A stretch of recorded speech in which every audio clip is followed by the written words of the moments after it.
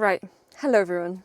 Now let's talk about this case that I have heard so much about over the past couple of weeks. Let's just get right into it. So April 17th, 2026, around 7:20 in the morning, deputies with the Davidson County's Sheriff Office responded to the area of Whispering Oaks Drive after they had reports of a woman with multiple stab wounds. They went to the address and found 20-year-old Maleigha Allen injured. Her wounds were described as non-life-threatening and she was transported to a local hospital.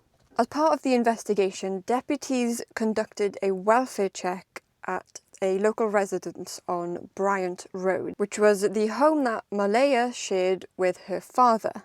Inside the property, they found 44-year-old Michael Stephen Allen dead from sharp force trauma.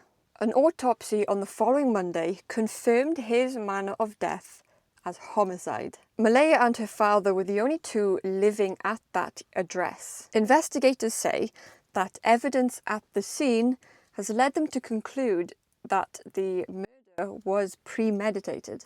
And then on April 21st, after Maleigha was released from the hospital, she was arrested and charged with first-degree murder. She is currently being held without bond in the Davidson County Detention Center. Her first court appearance was April 22nd, with her next one being scheduled for May 12th.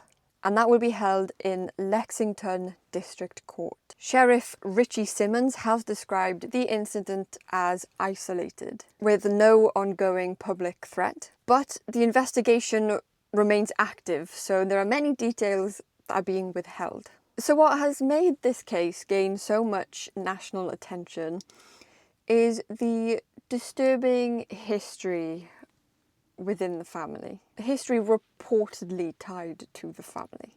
Back in 2019, when Maleigha was approximately 13 years old, her father faced some serious criminal charges, and those included incest, statutory rape of a child under 15, felony child sexual abuse, indecent liberties with a child, and second-degree sexual exploitation of a minor. Those charges involved allegations with a 13-year-old female victim. The case was ultimately dismissed, reportedly due to insufficient evidence after the victim recanted.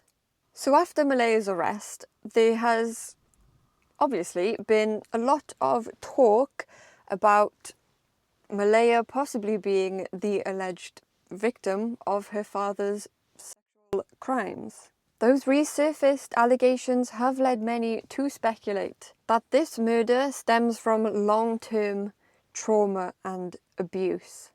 Hashtags like Justice for Maleigha have trended as people argue if the system may have failed her when those earlier charges were dropped and she was left in that home. Some accounts circulating online claim there was a pattern of abuse, possible prior domestic incidents at that property, and even messages or writings that suggested possible desperation.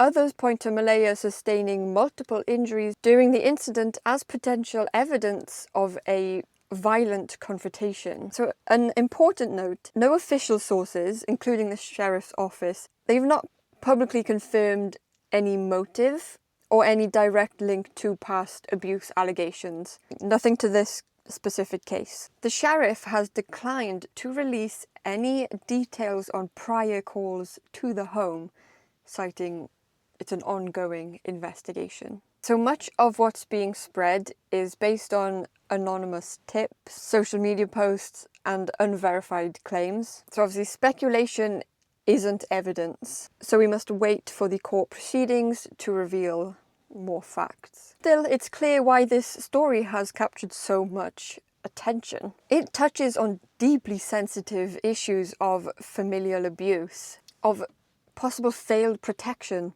and what happens when trauma builds behind closed doors. So this case has people asking some tough questions. What do you think truly happened in that house? Right now, key questions remain unanswered. How did Maleigha end up injured away from the house? Was it a completely planned act? Self-defense that escalated?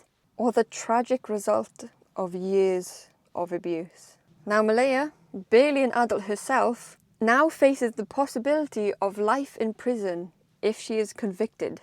There definitely needs to be a bigger conversation in how society handles abuse allegations resurfacing in violent ways. Supporters online are calling for leniency, or at least a deeper look into the family's history, while others emphasise that no one has the right to take a life. Both sides of the discussion reflect how complex these cases can be. So as of today, the 5th of May, this case, it's still developing and Maleigha remains in custody without bond. So the 12th of May court date may bring some new information or more delays.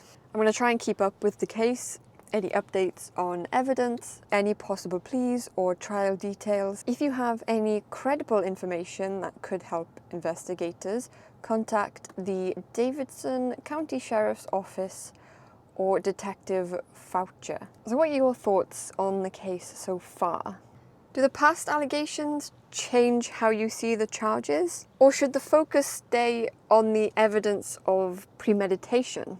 Leave your comments below. I'll most likely just post updates in the community tabs, the community posts, whatever they're called. Unless there's something big, then I'll make a video on it. That's it for this one for now. Thank you for watching. Like, comment, share, subscribe if you want. And I will see you in the next one. So, ta-da!